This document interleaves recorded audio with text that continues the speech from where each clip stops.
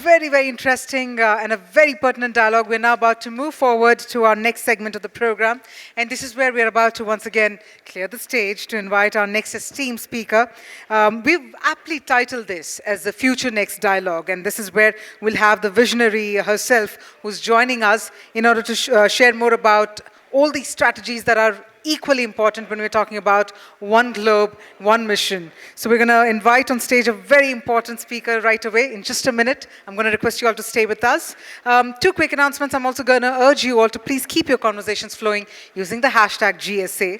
At the same time, there was a report that was launched digitally right here at the start of the program. But if you wish to access that report, it's right on your table. We have the QR code right on the table. It says the SDG report. So please go ahead, scan it so that you can also download the report and grab all the insights that are meant to be shared through that report. Ladies and gentlemen, it's time for a vision exchange right now. And this evening, we have with us none other than the Minister in charge, Health and Family Welfare Department, Agriculture and Farmers Welfare Department, Law Department, Information and Public Relations Department, Government of Meghalaya. We have with us none other than Dr. Mrs. Mazel Ampareen Lyngdoh.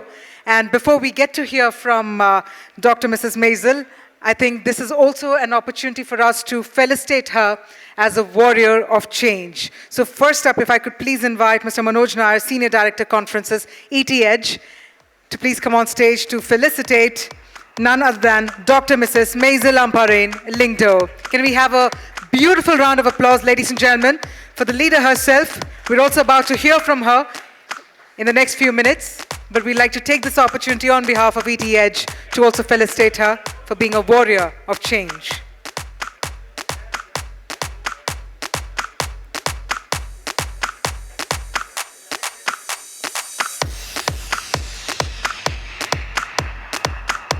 I've had the opportunity to hear her during one of the previous summits, and the actionable insights that were shared and the initiatives that were taken by the government of Meghalaya, what I got to hear from you, ma'am, I think that's been absolutely inspiring. It is only befitting that I now invite you back again on the stage to share your thoughts with the August gathering. Ladies and gentlemen, Dr. Mrs. Mazel Ampareen Lyngdoh. Can we have a huge round of applause one more time? Let's keep that energy going. Over to you, ma'am.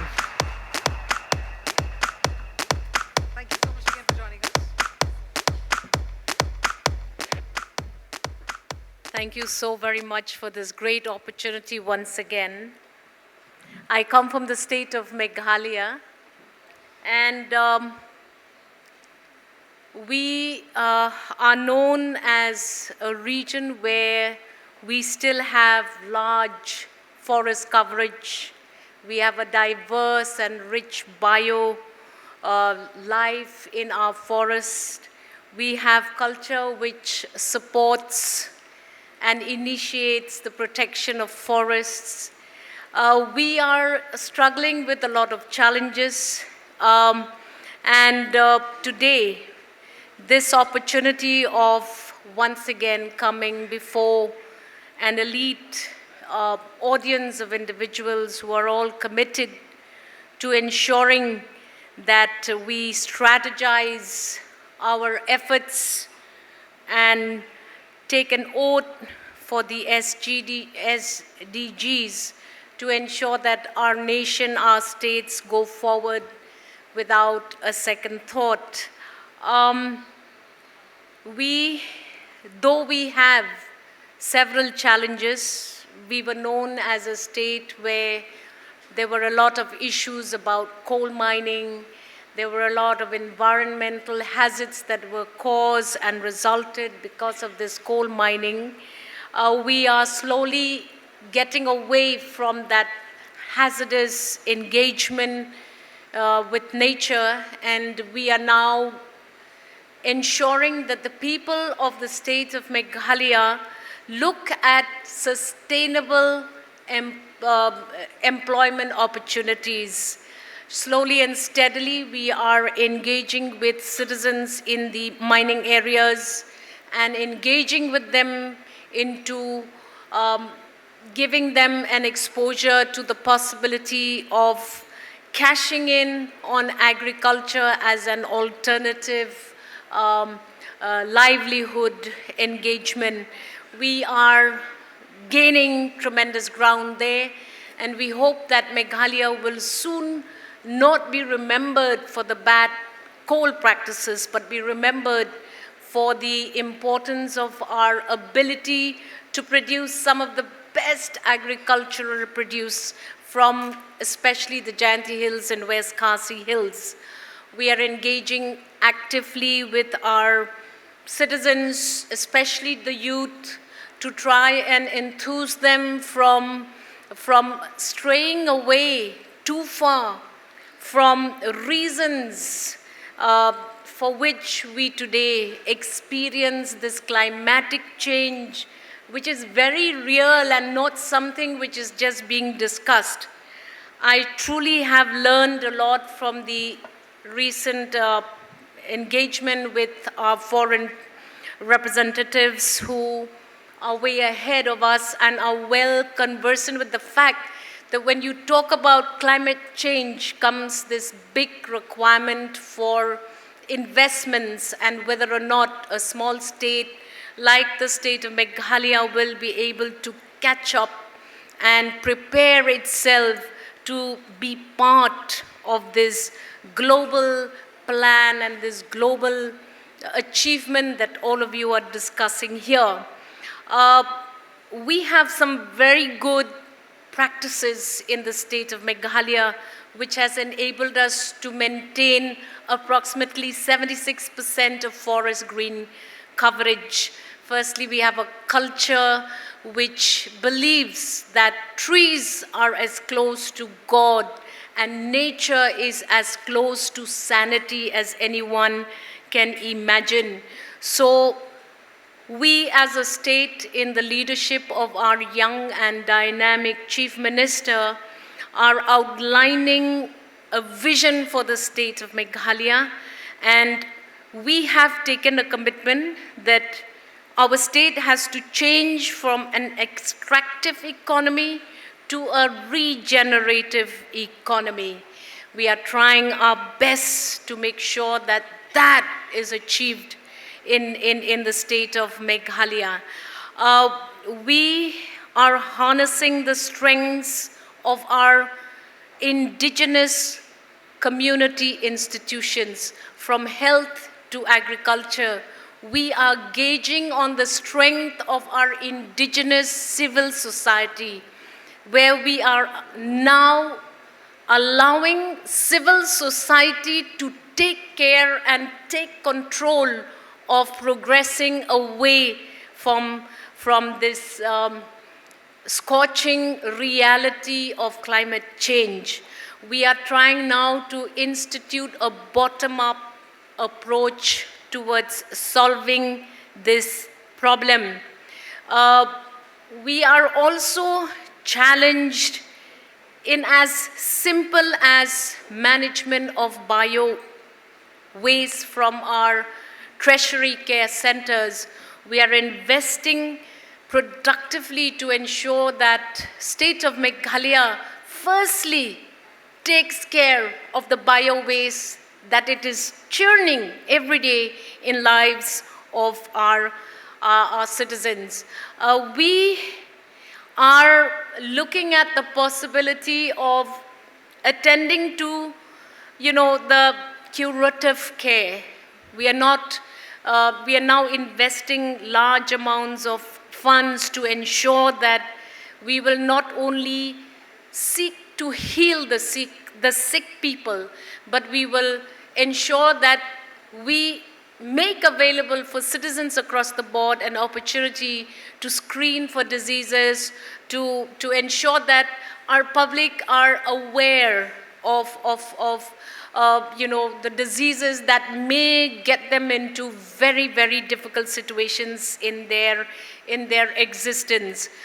We are also engaging local communities in ensuring that we attend to a simple problem like high mortality and high maternal rates across our state of Meghalaya, and we've managed to bring that down. So a state like Meghalaya is already fumbling with some very basic problems, let alone be ambitious to join that global image of having sustainable developments that can address especially climate change. We have a population of about 70% of people living in our rural areas.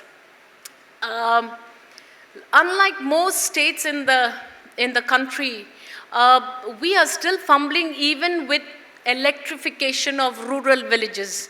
So in a way, the challenges that we face because of our extreme weather conditions, heavy rainfall, very bad thunderstorms and cloudbursts, we are still not able to fathom electrification even in certain villages which are hard to reach. However, today, thanks to this discussion and this debate across the globe, we are now looking at the possibility of getting into natural electrification and sustained methods, which will be good for our people. We will have a lot of problems with solar energy, because tapping solar energy again requires huge investments, but the state of Meghalaya now is focusing on straying away from the general practice of electrification through wires, through hills and valleys, and get into utilization of alternative energy like solar energy. We have high potential in certain areas because of the plateau and the deep gorges that we have to also harness wind power. But again, we are struggling with the fact that we need now to look for funding from the government of India in particular, and other sources of funding as well. We have some very good practices in the state of Meghalaya where forest is owned by the people. Land in Meghalaya is not government owned. Land belongs to the people. So we are instituting very stringent laws for depletion of forest coverage in several developmental projects in our state. We hope that with all of these changes in our perspectives, we too in a small way will join the rest of the world in this development of strategies to attend to the challenges of global warming and other important things. One global vision is not a distant dream for the state of Meghalaya, because in our own little way, we are engaging with our communities to ensure that firstly, let us take care of each other first. We have very difficult problems in designing even waste management. For example, state is unable to find locations for dumping of waste and for the start of positive and good practices in waste management. Slowly, we are trying now to enthuse the public. We are teaching the people of the state of Meghalaya various methods and methodologies to ensure that even the waste from our homes can be generated into positive energy. So we are working on it, and this one globe vision is something which our state is engaging in, and we hope that our strategies, our plans, and our endeavors are not just for our respective ministries or nations, but we hope that the world together will work on this, and we can help each other and practice and share our good practices and collaborate with each other, keeping that in mind. We feel that Together, we can strategize, no matter how far away we are from the government of India or Delhi for that matter, but let us strategize together. We are small states where constituencies cover only about 24,000 voters, and we need now to also get on that plane, prepare ourselves and say that the northeastern region is an area of great potential, and we have a lot of innovative practices within our societies, but we can only turn all of that if we collaborate efficiently with the rest of India and with international partners. Don't want to take much of your time. There's so much that we can talk about here, but I can assure you one thing, that we are part of this global dream, and we are part of ensuring that whatever it is, we have to act and we have to take action. Thank you so much, Kublai Shibon.